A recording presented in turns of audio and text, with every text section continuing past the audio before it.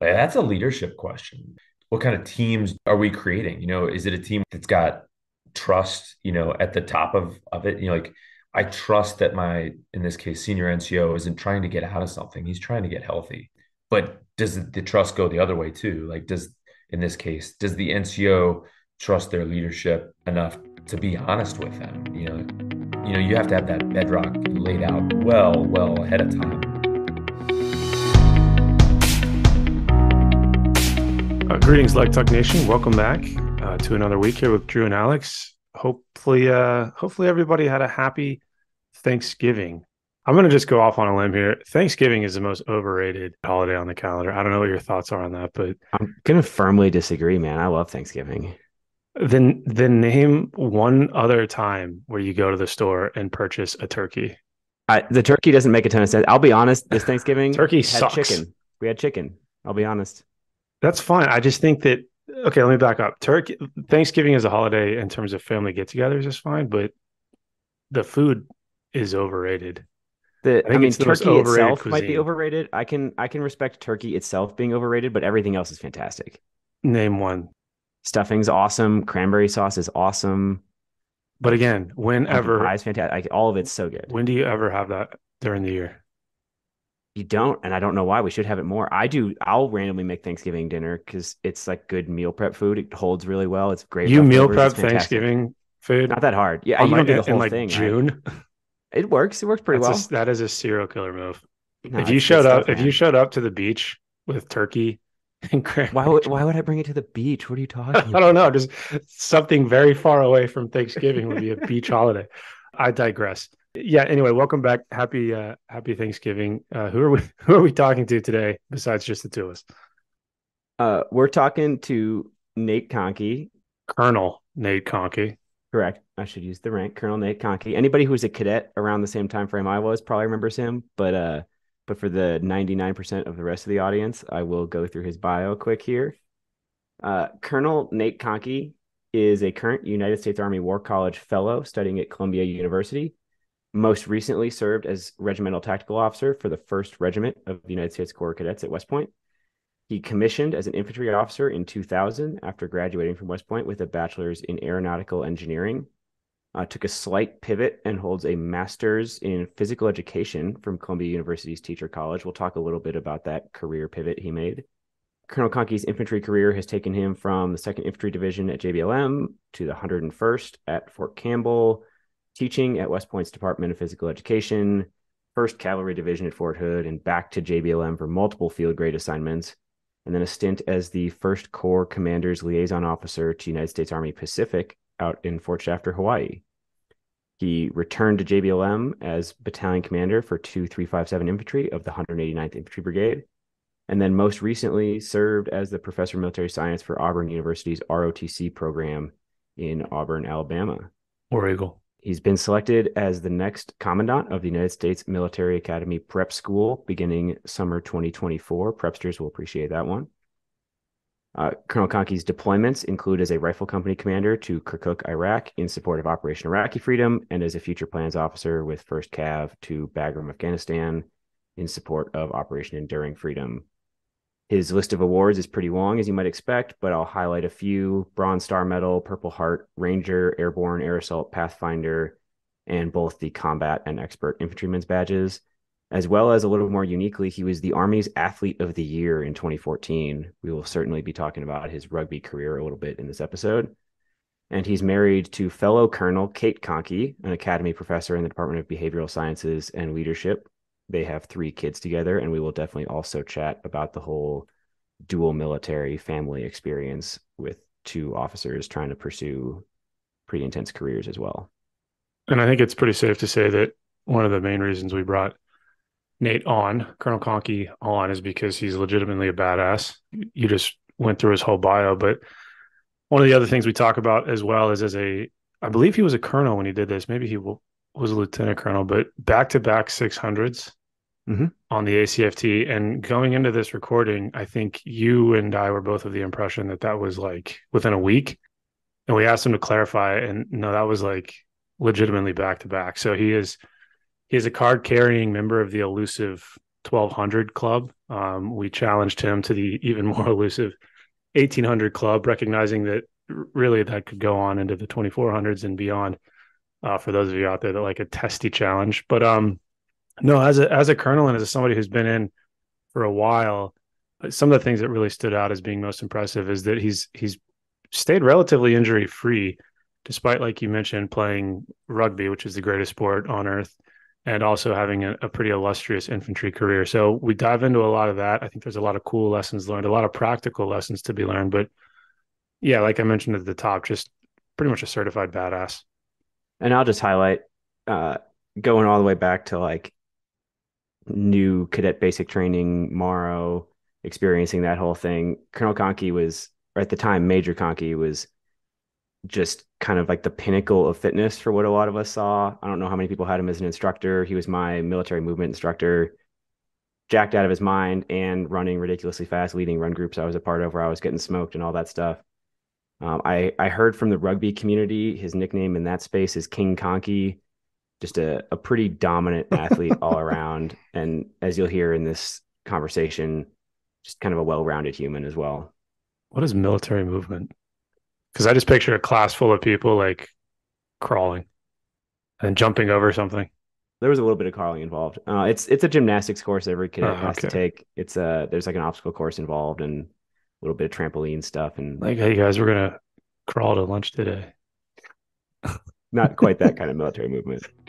Oh man. Well, before we keep going down more rabbit holes, thanks for tuning in and enjoy.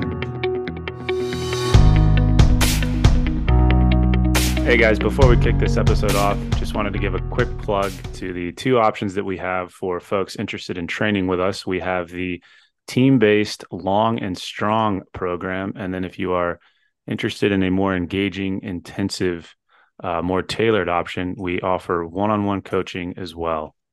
And you can find both of those on the training tab of our website, mopsandmos.com. And if it's the team training you're interested, click that link and you will find a 1-week free trial. So again, if any of the things that we talk about on this podcast are interesting to you as far as training goes, head to the website like Alex just mentioned, select that training tab and follow the instructions from there. Enjoy the episode. Did you finish your PhD? I know you were working on a PhD at Auburn. So no, that's the other better Colonel Conkey was working on her. Oh, okay. Yeah, so that may have gotten up in the notes. No, that's what got me to Auburn though. And it's kind of funny. I've literally been on my wife's coattails our entire career. Dual military. I'm not kidding. Like she gets an assignment, and then they kind of have to find a spot for me. And so obviously West Point is the latest one, but Auburn was a perfect example. She needed a spot to go get her PhD at so that she could come here to West Point to teach as permanent faculty. And that's where she wound up. And just perfect luck and timing, the professor of military science gig was opening up that same time. And so I got to go there for 2 years. And what an incredible experience.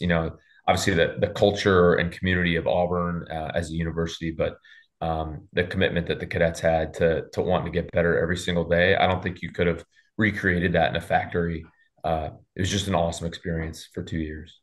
Since you brought it up, I kind of want to riff on this for a second because it's not something we've talked about, I think, ever on this podcast, but it's super relevant to like fitness and performance and things like that. But the whole dual military and managing family as you go through a career thing. Right. I think back a lot to when I was a platoon leader, and I did not do a good job of factoring in like childcare timing and like when kids are in and out of school and how that affects everybody's life at home. Like that was not on my radar as I was like planning anything. And I kind of wish I had going back. So is there anything like, I know you wrote an article on it, we'll throw it in the show notes, but like dual military stuff that you would tell people about having to manage 2 careers at the same time and kids and all that stuff? Yeah, great point in question. And that article you referenced was written by my wife, and she slapped my name on it for nice S&G. But no, I think if you go back and look at that, it talked about communication and compromise. And that's the 2 things that I did not get very early on in our career. Fortunately, my wife was much more mature about it. And so she did and kind of tugged me along for the first part of it until I could kind of grasp what all of that meant. But yeah, no, early and often communication, obviously, between the 2 dual military members. And then obviously that extends to the chain of command, and being open and honest with what requirements there are, certainly goes a long way. And then the compromise, again, between you and your spouse, and then also the Army, maybe one person is not going to be able to have the quintessential career and assignments and doing the exact things that they wanted to do, if they also value their marriage and relationship and the career of their spouse. Now, one person can absolutely take the main effort role, and the other person can just play the supporting effort. But what I really like about the way my wife and I have done it is we've been able to oscillate back and forth. This year is the perfect example. She is in a full-time job. She is the PL 300 course director. PL 300 is a core course for West Point cadets that you take as a junior, military leadership. So it's kind of important. And she's got a great team that she leads to instruct essentially the entire junior class, 1,000 cadets, which puts me in the supporting effort, right? And that's easy. So whether it's picking up the kids from childcare or making dinner or doing whatever needs to get done, it's been fun. So you kind of already answered it, but like you guys both commanded battalions along that journey, multiple deployments for both of you, I believe. I assume that means you ended up in the scenario a few times where one was deployed and one was not deployed. How'd you navigate that? Yeah. So essentially 3 times there's been kind of like an offset. And again, I'll continue to come back to the Army has been so good to us. We are blessed, we're lucky, whatever you want to call it. We've been really good. The first time was we were both in company command and didn't have kids yet. And so that kind of made it easy. We worked with our chain of command. We knew we wanted to be deployed at the same time as opposed to doing like the tip to tail high five on the tarmac. I don't know how people do that. But I could see that the case for wanting to do that if there are kids, for example. So you always have a parent that's home with them. But then the other 2 times, I went away, when our first child was a little young, and then number 2 was born. And then the last time, as you mentioned, was when we were in battalion command. So my wife's command was overseas, and mine was at JBLM. So I got to play battalion commander and single dad with some incredible, awesome help from all sorts of family, neighbors, friends that helped out from time to time. But no, we've been relatively lucky. There's some people that have had it a lot more strenuous, a lot more time intensive. I just want to pause and reflect because I think this can officially count as our first fall episode. And Alex is in a beautiful cardigan. What tea are you drinking? You keep pulling up a tea. Oh, it's we got the Good Earth, the sweet and spicy. If people know Good Earth, they'll know that because it's their classic one. Not a sponsor. There are other tea companies out there. But I'm writing this down, man. Yeah. Thank you, Good Earth, for sponsoring today's episode. But no, so one thing we did want to ask, and we talked about it, I think, a little bit before we hit record, but I'm not going to say you're old, but you've had over 20 years experience now in the infantry. And then for the folks that don't know, a smashing rugby career for probably equally as long, if not longer. So you cannot say genetics is the answer to this question, but I think to get this discussion going, how would you explain some of that? What are some of your key principles? What are some things that you would hang your hat on or doff your cap to, if you will, for the longevity piece of this? Yeah, I think some things that you all have talked about, on this show, and that's, the progression and periodization, and knowing, what you're working towards. Just recently was listening to your bit about the ACFT. What is the test that you're working towards? Maybe it's a deployment, maybe it's your unit's medal. But for me, it was always wanting to be one of the most fit people, if not the most fit person in my organization, wanting to prove myself as a good role model to those coming up, wanting to compete for the All Army team regularly, and still try to do so. Part of it's a chip on my shoulder. We can get into as much of my back history if you guys want to play part therapist. That's what the cardigan and the tea is for, from Alex. So yeah, but, I've been trying to prove to myself, and probably not to others because nobody else cares, but that I can still do it and I'll still be able to do it. I mentioned in that, when they were first coming out with the ACFT and they were trying to come up with this test, and by saying they, I mean Dr. Chip East, saying, hey, we're going to come up with this test where nobody's going to be able to max it. I take that as a challenge, and I want to be the person that makes that happen. No, we can't have a a colonel playing on the All Army Rugby team. Like I take that as a challenge. And nobody has said that latter to me, but it's just individual goals. I just wanted to strive for excellence. I'm gonna just lay this out here for people who like don't know you or don't have any experience with it, but correct me if I'm wrong. We talked about how you were the Auburn PMS for a while. War Eagle. And a little bit of background research popped up, some social media posts about you going out to cadet summer training. Multiple regiments are taking the test throughout the week. So you took the ACFT twice during the same week and maxed both of those. Is that correct? This is where I usually be like, fake news, rumors, and trying to be humble. It is true. I think No, I did do that. Yeah, that was me. That was me.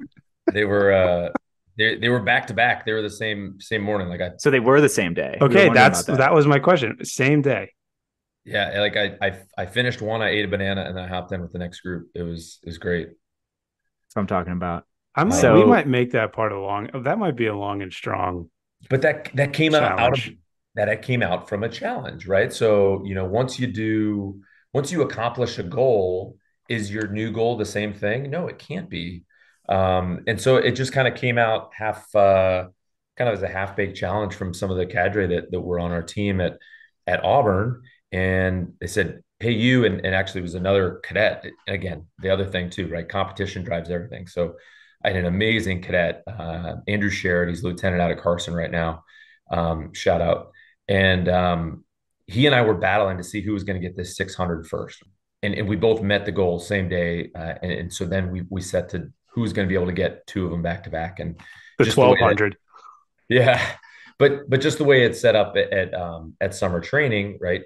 Like we think that leaders are supposed to inspire and motivate, their subordinates. Well, it goes both ways. And when you're around, this was one company taking the test. So there's probably 120, 150 ROTC cadets taking this test during any given day, right, man? Like the spotlight is on you. You want to perform. And, if me running around a track or pulling a sled is going to help motivate somebody else to do the same thing, a little bit bigger, a little bit better, a little bit stronger, then heck yeah, I'm going to go for it. So it was just kind of a perfect confluence of events. It was a good day. So I want to ask, because I'm curious as to your thoughts on this, because I think it's pretty clear that you value fitness as a leader. And I would agree with that. And I've seen a number of occasions just throughout my career where leaders who also happen to be fit and can sort of lead by example in a PT space tend to do well. The challenge there, I think, as we see some of these embedded performance teams, and not to make this conversation about that, but how does somebody in your position who is physically fit, physically capable of doing things like score the elusive 1200 on the double ACFT, how do you balance that with not assuming that you need to take over from a subject matter expert who's coming into this position, maybe hasn't been around the military before, but still has a lot of value to add to the conversation around training and setting up training, if that makes sense?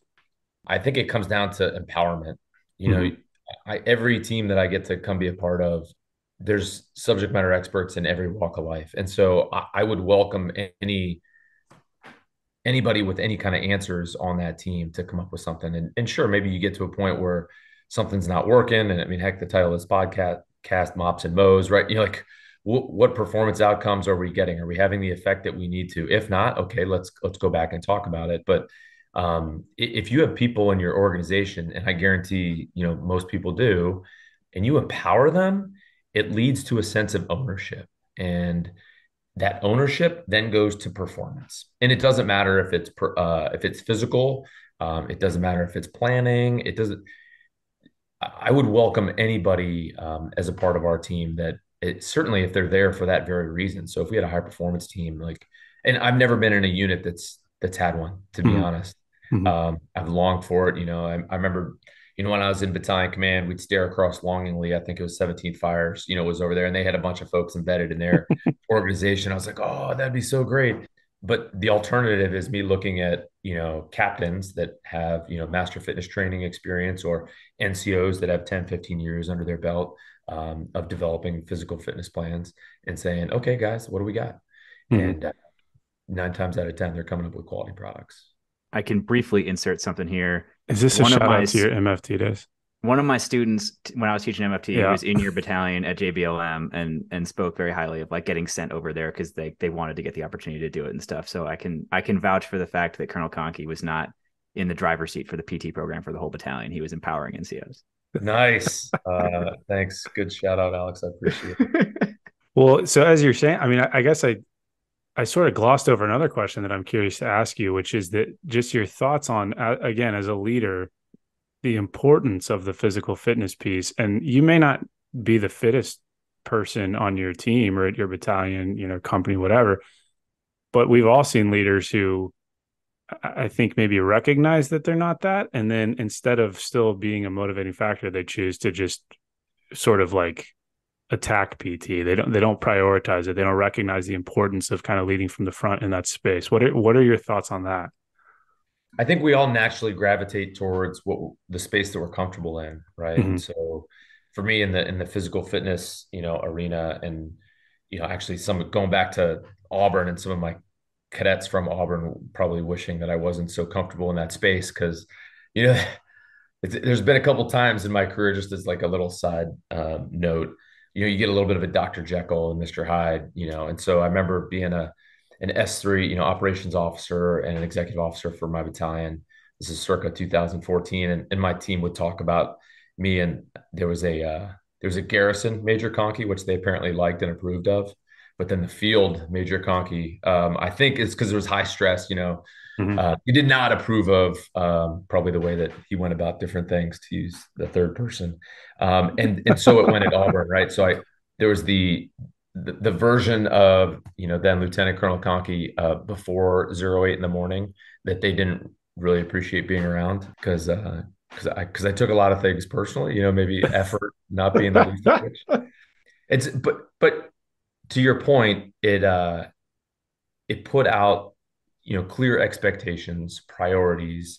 They understood what was important to me and therefore the organization, and we all got better because of it every single day, and that was powerful. And so to bring it back to what you were asking about, maybe other folks in that space that aren't that comfortable, I would lean into it and or find the person that is good with it, right? So coming out of my role this past year as a regimental tactical officer at West Point, maybe Excel spreadsheets and calendars aren't my jam. I'm going to lean on somebody on the team that is good at that. And, I had an amazing executive officer that took all that stuff off my plate. I don't need to worry about this.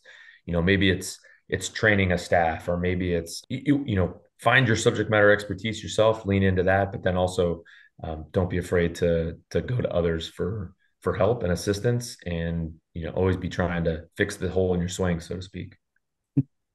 So Drew asked about using a human performance staff, and I know you haven't been in a unit that had a dedicated staff, but before we kind of wrap up talking about some of the Auburn leading cadets experience stuff, did you ever happen to engage with strength and conditioning staff at Auburn? I know they have the Warrior Research Center there that's doing some pretty big things in the tactical space. Was ROTC tied in with them while you were there at all? To some extent, we were. They were great partners. The most of which we got was athletic training support, and that was awesome, and we really, what we were trying to do was mimic some of the support that we get here at West Point. And I say we here at West Point because I'm physically at West Point. It's the assignment I just came out of. But having the, not necessarily on call, but the very readily access to some of that medical care, I think is not available, probably in the Army writ large, other ROTC programs, and probably a lot of other spaces, in our society. But the prehab I knew was key, because if we can get ahead of some of these injuries, keep folks away from overuse type of injuries, we were going to do well. And that's what they helped us out a ton with. But Joel and Sefton was in charge of helping us out a ton. We had Lieutenant Colonel Parks was finishing up his PhD. He's actually now here in DPE here at West Point as well. So it was a good setup of people all going to help us out. And then the other one I was thinking about, you've mentioned you were at West Point when working with Dr. East, and then when he was developing the ACFT and taking that as a challenge and all that stuff. Do you, having had a pretty extensive career? Is it ACFT or ACFT? I don't know whether Because I don't know which we've syllable the emphasis is on. right, because we've had people say ACFT, we've had ACFT. I'm just curious as to what the actual true answer is. See, now I'm primed. I wouldn't be able to come up with what I actually say now because I'm primed. Because I ask, growing up in North Carolina, you go to, for those of you that are in this area, Carowinds is the theme park, and they had a ride called Top Gun, which is named after the movie Top Gun, but people would call it Top Gun instead of Top Gun, or Bojangles instead of Bojangles. And so I just ask, out of curiosity. But anyway, continue with your questioning, Alex. I think it's ATFT. That's the way there I you would go, say. ACFT or ACFT. Emphasis on the fitness. I can take it. So Subconscious. right. So my question is, given that you had, like, I don't know at this point, like what the split in your career is between APFT era fitness and ACFT era fitness, what have you seen as the impact, like especially on folks who are new to the Army, because you were working with cadets who are new to the Army as a major under the APFT at West Point, and then you were working at cadets who are new to the Army as a PMS at ROTC. What have you seen in terms of like the change in the fitness culture with the new test? I think it's better. That's the short version of the story. I think it still comes down to the tale as old as time, and it's the leadership and what they do to embrace it. Like I know it's been a subject of this podcast and lots of other, meme sites and everything else, but like the leg tuck, and I'll just go ahead and start talking about it, right? And you guys have talked about it, right? It's the bar that you set out there and said, hey guys, hey team, go get it. And instead of having leadership, I think, right, some leadership, and all these ideas are expressed as my own and not anybody else or any organization. I think we had leaders that didn't embrace the challenge, and therefore that's contagious into the soldiers or cadets that you're leading. Therefore, that bar gets lowered instead of bringing your teammates along to get over that bar. We were the latter at Auburn and took great pride in the fact that there was this at this time, like new awesome test that we were all going to be challenged by together, and we were all going to get better together. And so from folks that, would do horribly coming in, yeah, they passed the minimum standards to join a program to get into RO. The ACFT was a little bit of a different animal. And so, hey, go from being, yeah, man, the pride that we could see in an individual's face when they go from doing 0 leg tucks to 6 in a matter of 6 months, right? The test isn't too hard. We're not challenging people. So the ACFT is a better test. It's a better way to motivate people, but it still requires the leadership to help them get there, I think. I'll throw one follow-up question on that. The running scoring scale is pretty different today than when the ACFT was first announced. Do you worry at all? I'm just going to say what I worry. What was it originally? I guess.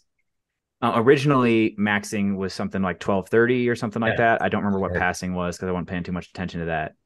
But it's shifted in a direction where we're like, we have people now who are like close to maxing the run at a pace that like would have failed them under the APFT. It's a pretty dramatic shift in the scale. And I wonder if you worry that the pendulum has shifted or swung too far towards strength and quote unquote anaerobic capacity, and we've left some of the aerobic potential behind. Right. I have to believe, I'm not in that room making those decisions. I have to believe that they're looking at data to try to normalize what it should be. And that's where I think that we, and I'll put myself in this group, like we as a leadership in the Army didn't challenge our folks hard enough early enough to give the Army good enough data to base off those shifts off of. So do I personally, as the athlete and more inclined to physical fitness, think that the standards are probably a little too low? Yes, I do. Are they more realistic according to the data? Probably, because that's what we've done as an Army is to move it there. But no, I mean, I'm the guy that had my APFT goals as a cadet on a sticky for all 4 years on my computer. They said 82, 92, 1154. And I never made that goal. That wasn't 300. That was like a 375, I believe, at the time. But I never made that 1154. But it was always my goal. And that was the hardest part of the ACFT, when emphasis on C to get away from the P to differentiate. Something. But that was the hard part was meeting that 1230. And it really made made us focus. And I go back to the cadet that I was challenging with, like we had to go to our programming to make sure that we were doing the right things, and that heck, we were rolling out in the middle of the test, we had 5 minutes to get you, like we're getting a quick, elevation of our feet, so really, really striving to try to meet that goal. And as it's gotten a little bit lower, I don't have to work as hard. Maybe that's not a good thing. I mean, I guess a little bit of a generic follow on here, but given the transitions that you've seen with the testing specifically, but just kind of more broadly, the military as a whole, how have you seen the Army's culture of fitness change throughout your career? We've gotten a lot smarter. Mm-hmm. I think that it's been a lot more deliberate. Heck, even looking at units that, for example, don't do the 6:30 to 7:30. Maybe it's best for their organization to do PT in the afternoon. Like you see that more than you ever have before.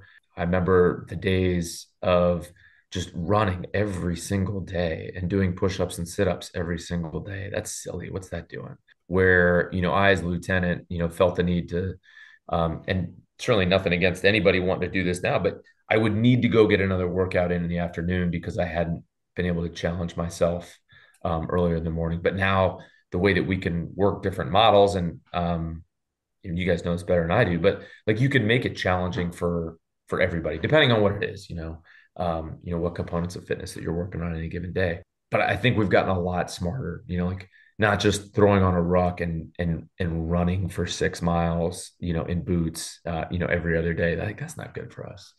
Those types of things, but mainly in the periodization and progression, I think we've gotten a lot better. We've gotten a lot smarter. Do we think, I mean, this is more rhetorical than anything else, but as you're talking, I'm wondering, and Alex, maybe you have thoughts on this, like, is that a bottom up change or a top down change largely? Because from my perspective, and maybe it's because we sit here hosting our own podcast, but like you do see this just surge on really social media, but like a lot of conversation at sort of the ground level around, reverse PT cycles and periodization and planning and blah, blah, blah. And some organizations just start doing it, and then policy follows and doctrine follows and that kind of thing. But like, has there been an example of a top down change in that kind of thing? I'll sneak in a comment and then let Colonel Conkey take it from there. And it's just the top 2 most frequent AAR comments we got when I was teaching Master Fitness Trainer. The first comment was, this course is awesome. Like one of the best Army courses I've been to. Absolutely love it. Wish it was twice as long. Fantastic. And then the second most common comment was, my chain of command doesn't let me use anything I learned here. And so that was tough. And I'll tell you, I think. Well, you still see that though, I think, in some places. I think you do see it in some places. And it comes down to some of the leadership kind of thing Colonel Conkey was talking about before with empowering NCOs and empowering junior leaders and things like that. But I think on a certain level, I think we've seen some senior leaders like take on the difference and change the way they're training and talk about it and lead in that direction. But I think a lot of where I've seen momentum building is lower on the chain of command. I don't know if that's true across the board, but.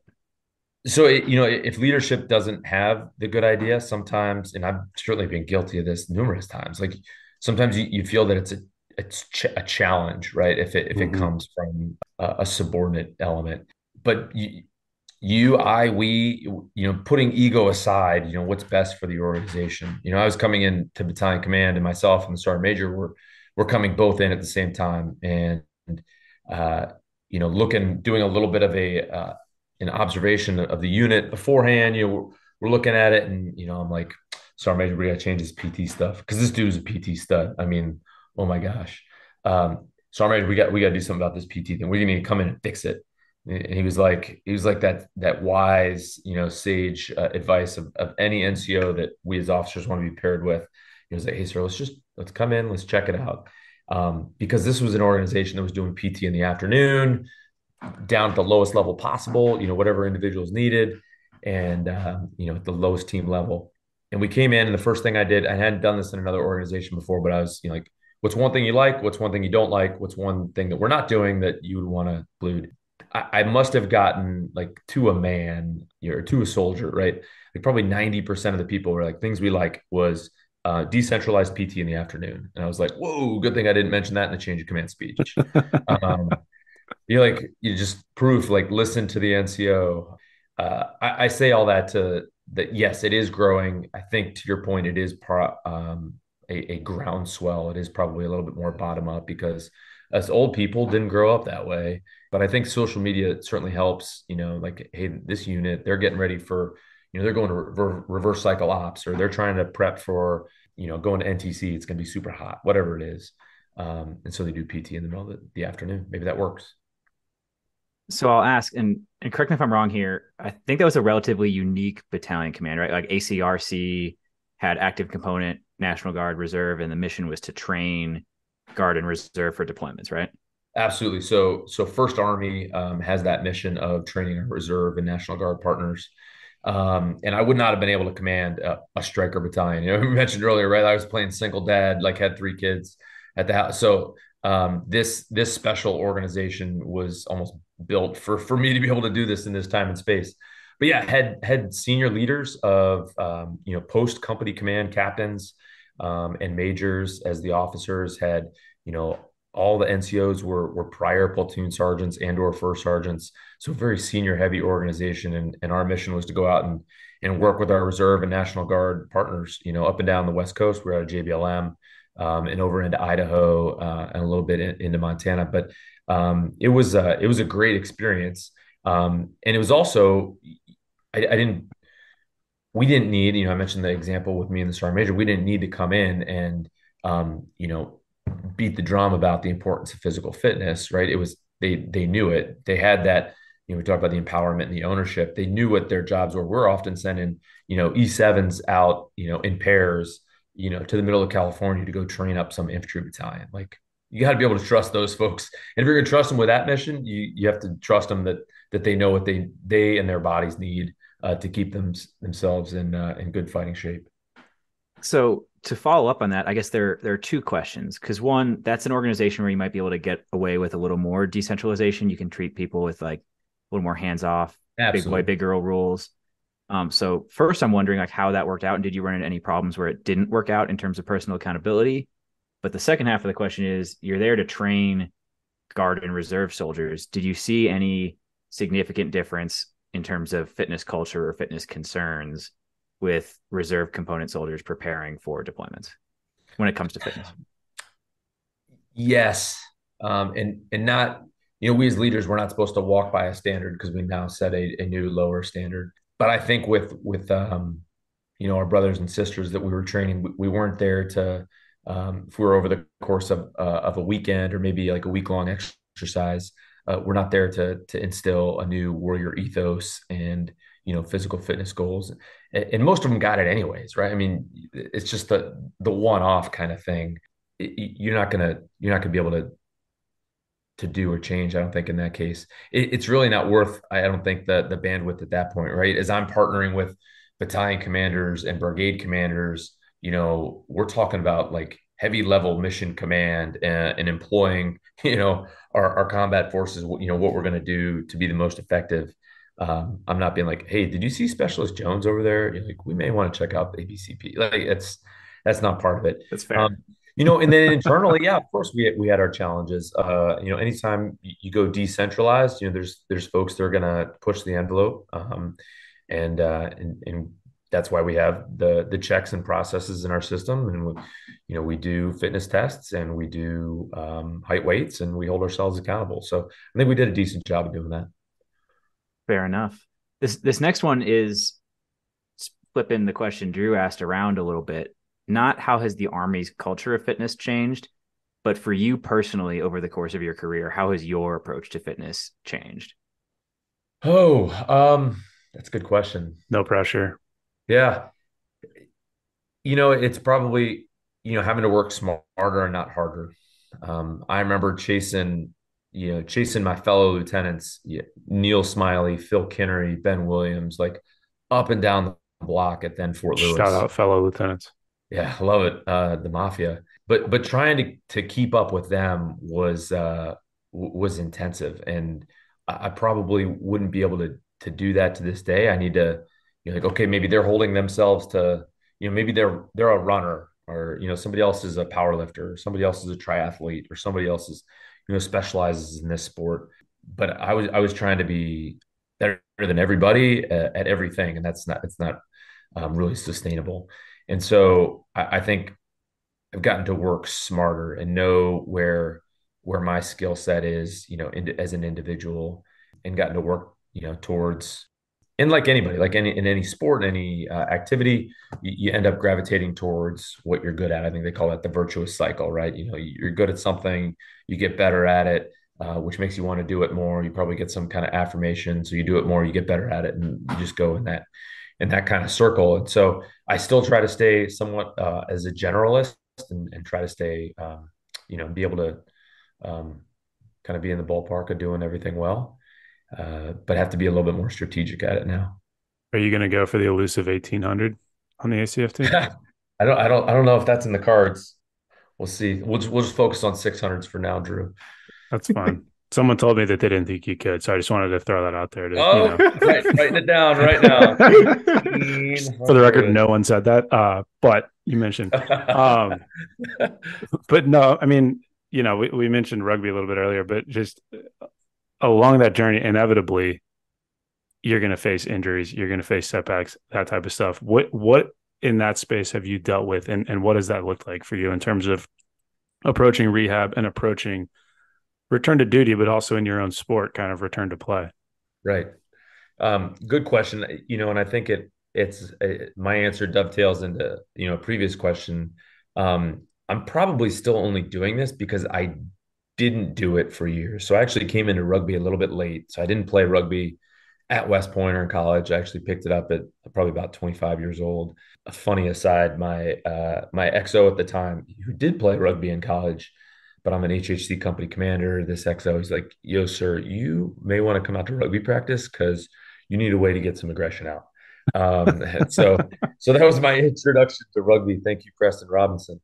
So I didn't start playing until a little bit later in life. And then it wasn't the intense collegiate athletic experience where you're going hard 5 or 6 days a week. It was maybe a couple runs throughout the week, get a game in. And then certainly as I've gotten older, I haven't played nearly as much, almost not at all during the year, stay in good relative fitness, and then surge, before the summertime, the All Army team, we play in August, the Armed Forces Championship.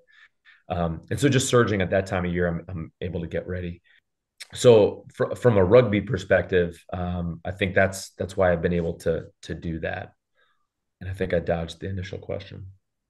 What kind of injuries have you experienced through that? And not specific just to rugby, but just as somebody who's been as active as you have for so long, I think, and Alex mentioned this at the top, like one of the things you hear all the time, especially from senior leaders, and this is not a knock on them, but like the injuries pile up and that becomes somewhat of I don't want to use the word excuse, but a little bit of a crutch. Hey, I got to do this version of the ACFT, or I'm only doing 3 of the events, that kind of thing. So what does that look like for you?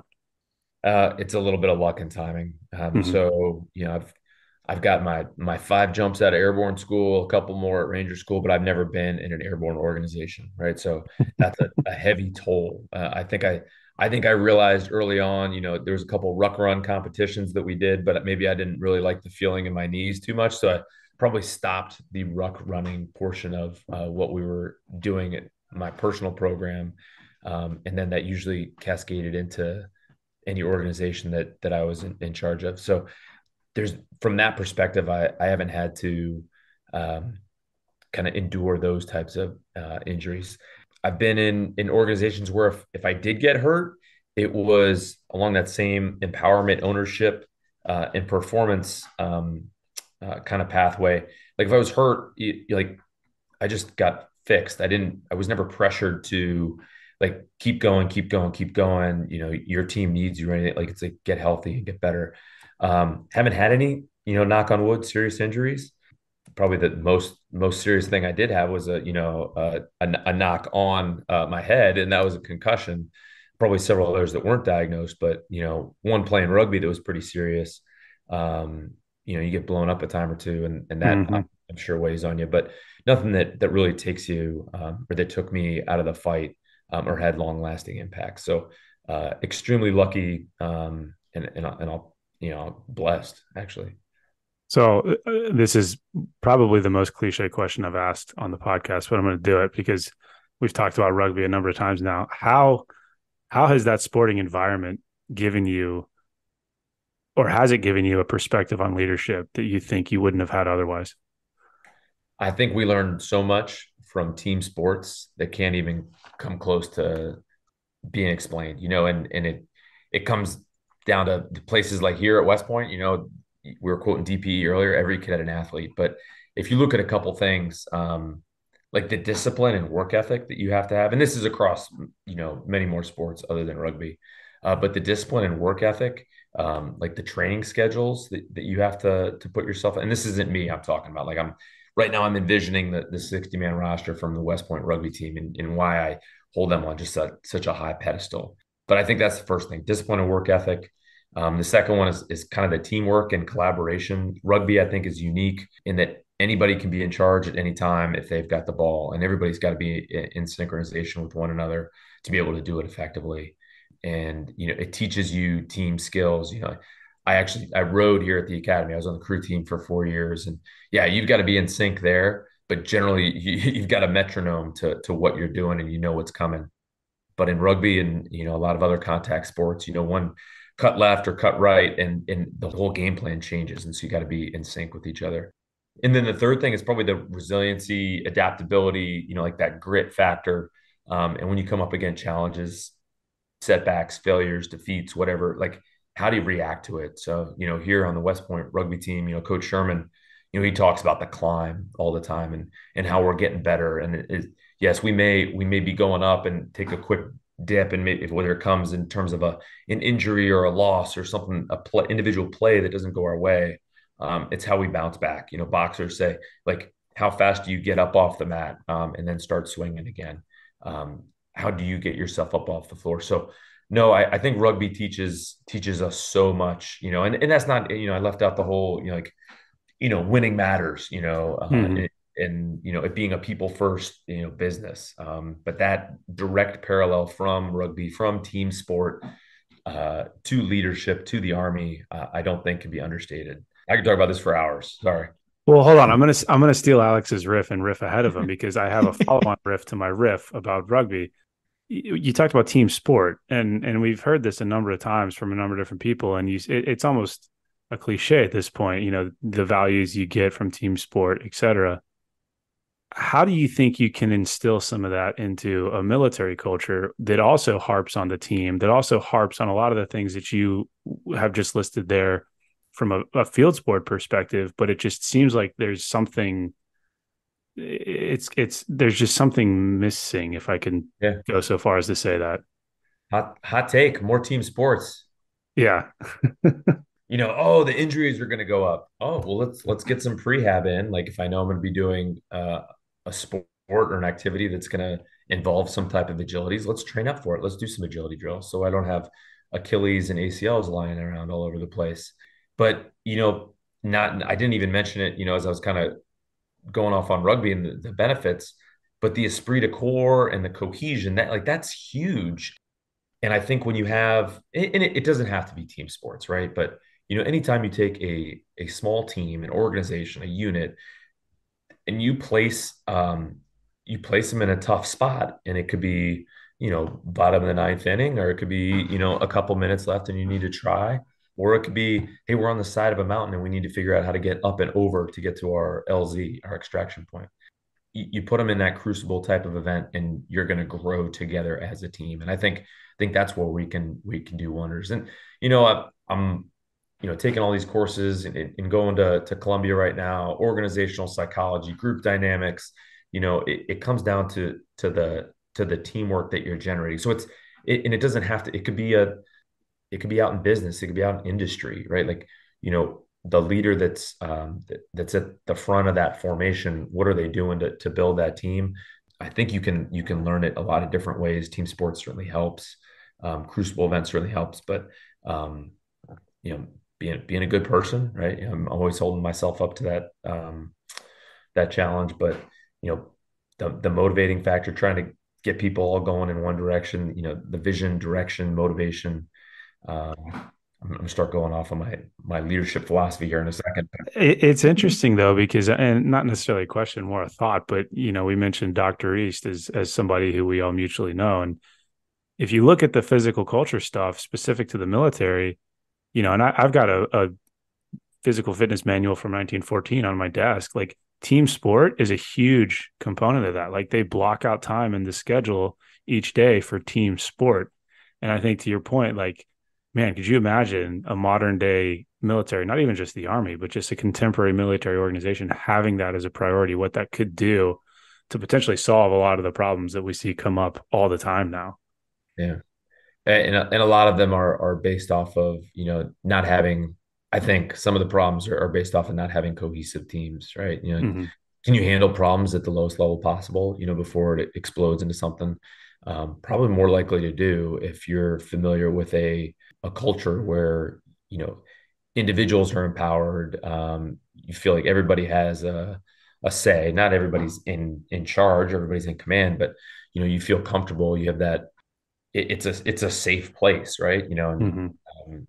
where the private or the specialist can raise their hand and be like, "Hey, boss, I don't know if this is the right thing." You're more likely to see that in I think in a locker room, so to speak. Somebody's out of position. That's another thing, right? What do we call things in the military and the Army? If you walk by it, you need to make a correction, right? Like, I need to fix that, but I need to make a correction. What is it when you're playing sports? It's not like I'm going to make a correction on my fly half who's not in the right spot. No, you give them feedback. Mm-hmm. That's what it is, right? And so, probably a little bit to Dr. East's point as well, right? The mindset and how we approach things. Like, let's not go around correcting people. Like, let's provide feedback to them, because I think most of us are more receptive to feedback. It's not that I have to do PT every morning. I get to do PT every morning. Like, Mm-hmm. simple things in shifts in our mindset, I think can go wonders, or do wonders for us, as individual units, teams, and maybe even as a force. So I've thought of like 5 different directions we can go with this. This is not I'm going to end. babbling, I apologize. So this is not going to end in a question. I'm just going to like ramble a bunch of statements and then like let you take it from there, I guess. Classic You made me Alex. think. You made me think of a bunch of different stuff. One that I don't necessarily need to reply to that I've been thinking about is you mentioned all the like the every cadet and athlete team sport kind of environment stuff. Is I think more Army leaders could probably benefit from leadership in an environment where people are there because they want to be there, right? Like there was a lot of leadership experience I got at West Point, but I think the most valuable was when I was working with the climbing club and sitting down with Sue Kligerman and trying to like figure out the direction of the club and stuff. And that's because we had to create an environment that people chose to be a part of and then chose to stay a part of, rather than a military environment where they're kind of forced to be there. You got to create an environment. Absolutely. 100%. Words mean things, Alex. And I still like, of the people I work with at West Point, I still talk to her all the time because of that experience. And like it's just super cool stuff. But I kind of want to pivot towards an injury conversation here, because you mentioned some things that I think are valuable. Big picture, we talk about injury prevention a lot in like the H2F space and the military tactical human performance space and things like that. And I think there's a little bit of a problem in like how that's interpreted, because the ultimate injury prevention is to just remove all risk. Yeah. Like put people like maybe on stationary bikes, and not even that much stationary biking, because eventually you might get some tendonitis or something like that. Like the only zero injury environment is a no activity environment, and that's going to give you much, much bigger problems. So how do we redefine it in terms of like early identification of injuries? How do you address it? How do you respond to it? How do you work through rehab better? Because you mentioned being in units where you didn't have like the helicopter leadership kind of like pushing you to endure through an injury. You were able to address it. And I've heard that story too many times. The number of senior NCOs I've talked to who knew they had plantar fasciitis, but never got any treatment or never recovered from it. And it got to the point where they needed a fasciotomy. And for those who don't know, like getting a fasciotomy on your feet, like that can be a career ending kind of thing. Like you're going to be pretty limited after that. And I think listeners from this podcast who are in the military, probably many of them have stories of an injury that they could have had addressed early when it was something minor, and instead let it become something that might limit them permanently. And I think that there's just a conversation there about, it's not really about preventing injuries. It's about how do we respond, because injuries are inevitable to a certain degree. Right. I don't think that's a technical question, in the sense of like, what kind of risk are you willing to take, or how are you going to put that type of program into your organizations or units? Like, that's a leadership question. What kind of teams are we creating? Is it a team that's got trust, at the top of it? Like, I trust that in this case, senior NCO isn't trying to get out of something. He's trying to get healthy. But does the trust go the other way too? Like, in this case, does the NCO trust their leadership enough to be honest with them. You have to have that bedrock laid out well ahead of time before this individual case comes up. The care that you have for each other, as individuals and the organization is important. That, like we talked about earlier with the dual military bit, but communication is huge. We all have this collective responsibility to make sure that we as an organization are ready. And so, again, if it's a lot of climb and then just a little bit of dip to be able to get more readiness in the future, that's probably what we all need to be having our arms wrapped around. But it starts early and often, obviously at the top of whatever organization you're talking about. That resonates well with me. I've ended up in a lot of conversations through the Instagram page about profiles and how to navigate that whole thing. You've been in long enough, like the AR 40-502 has changed during your career in terms of like access to profiles, right? Profiles are, and this is just going to be like speaking straight to the Army audience. I was right? going to say, you may want to define what a profile is. Yeah. It's not Maybe Facebook. tell me what that regulation is, because holy smokes, you must be looking right at that. Dude, he just reads regulations like for fun. Again, I don't read all of the regulations. I read regulations that are relevant to fitness. For fun. So AR 40-502 is the Army's medical readiness policy, and it has changed in some pretty significant ways that leaders are probably familiar with. Profiles used to be kind of a recommendation. Commanders could just choose to do something different. That's not the case anymore. Commanders retain the ability to make deployability determinations, but the profile is not a recommendation. That's separate from deployability.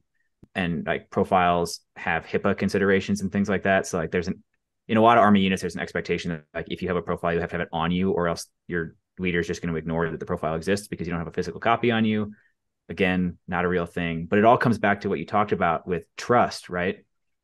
If you're relying on that piece of paper and the specific notes in the paragraph from the provider about what to do to make decisions about that soldier's performance, you've probably skipped over establishing the environment of trust where like a squad leader can have a conversation with a soldier about, okay, you can't do X, Y, and Z. Let's figure out what you can do and figure out some good training where you can get after it. Instead, you're getting in like an administrative fight about what the piece of paper says you can't do.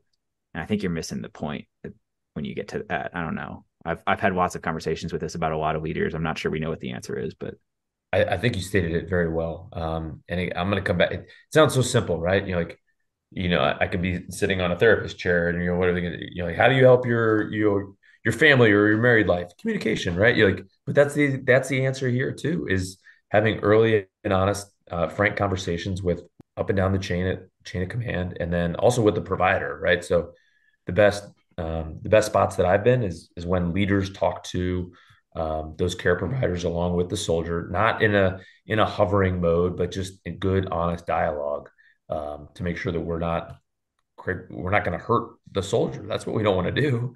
We need them. We need a fully functional, ready force. Seems reasonable.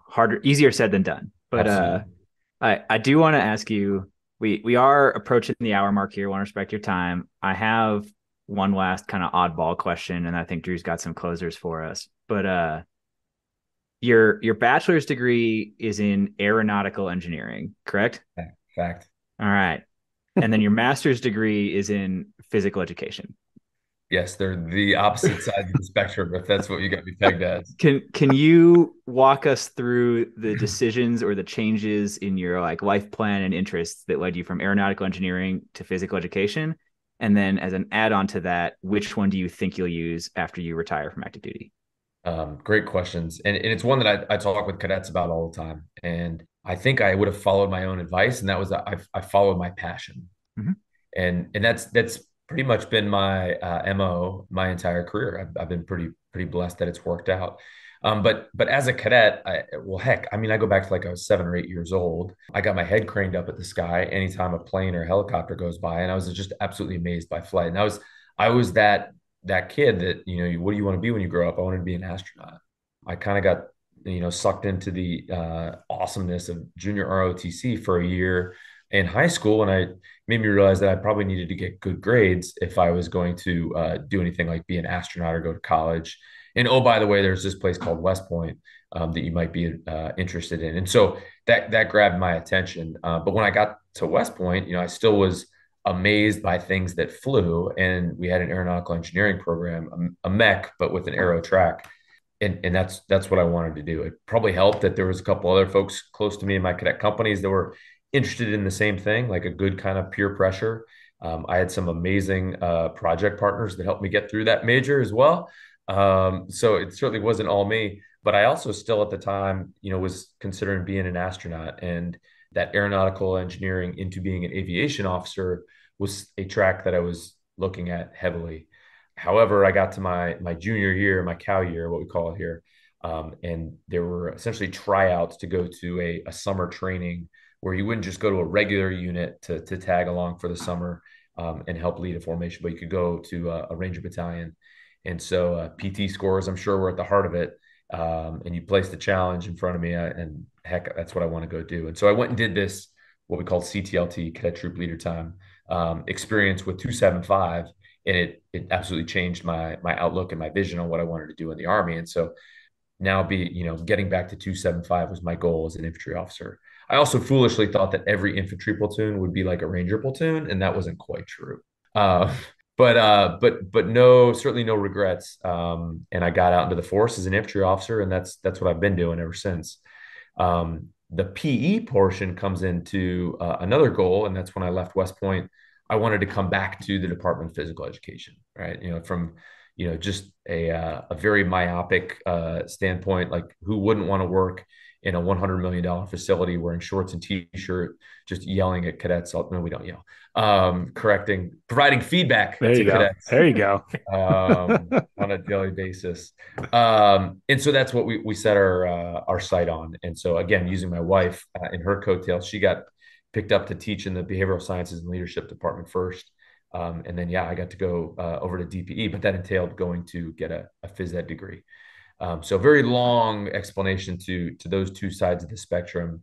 But which do I use on a regular basis? Obviously, it's the phys ed degree. And more importantly, it was all the conversations that I had in the 3 years working around some just insanely gifted staff and faculty surrounding me in that building that still shape my programming, what I try to do personally. Any other units or organizations that I'm a part of are from that time. So obviously continuing to use my phys ed background. Well, if you still want to be an astronaut, we just wrapped up our NASA series, so we'd be more than happy to connect you with anyone over there. I need to go back and check that out. I don't know if I have enough time before my MRD, but we'll try it. Yeah, I mean, anything is possible. I challenge you to get on the astronaut program. Yeah, someone told me that they didn't think that you could do it. So, I'll write that down right underneath 1800. So, well, if it makes you feel better, I have a minor in African studies and my master's degree is in exercise phys. So I'm right there with you. Yeah, I heard you say that. That's well done. All right. So the closing questions I like to ask senior leaders, and there's two of them, and these can be quick answers. These can be long answers, totally up to you. But I'll give you a 5-year timeline. It doesn't have to be. It can be 3, 5, 10, whatever. But just something you've changed your mind about in the last 5 years as it pertains to leadership. That is a good one. I don't know if it's in the last 5 years I changed my mind on this, but at some point I realized it wasn't about the me, it was about the we. And you're like, no kidding. You're leading teams. That's what it's always been about. But I think as a younger officer, I was, and some would probably still say this, but was much more immature. Hadn't been around the block, even half the block yet. And so at some way, shape, or form, I realized the words we, us, and our are the most powerful words you can use as a leader. Remove I, remove me, remove my, to as much extent as possible. I probably slipped up several times as we're talking here today, so please don't go run the tape. We can edit it. We can edit it. Yeah. Deep fake. But I think that's powerful, and that creates this sense of, I mentioned earlier, the collective responsibility. When others in your formation hear that it's always about the organization, it's about the team, it's palpable, it's contagious, it's infectious in the good kind of way. And the only time you use those words, I or me or my, is when something bad probably happens where you need to take responsibility and own it. But yeah, it took me a long time to figure that out. So whether it was in the last 5 years or not, I don't know. but I'll go with that one. All right, second one then. What is something, and again, 5 years, 3 years, 10 years, whatever, what's something you've doubled down on? Physical fitness. Hmm. Shocker. Yeah, go figure. Know what your strengths and play to them. I'm not going to walk into a meeting or to a room, an auditorium, and try to pretend like I'm the smartest one in the room. I don't care if like I'm a colonel and it's all, fill in the blank rank.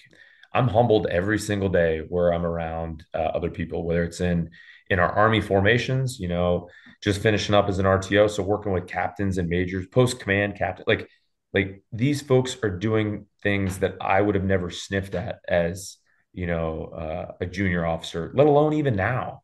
Same with cadets, right? And I know there'll be a lot of folks listening to this that either on the ROTC side or the West Point side, like no way, shape, or form did I ever dream of doing the things that cadets do to these, excuse me, that are doing these days.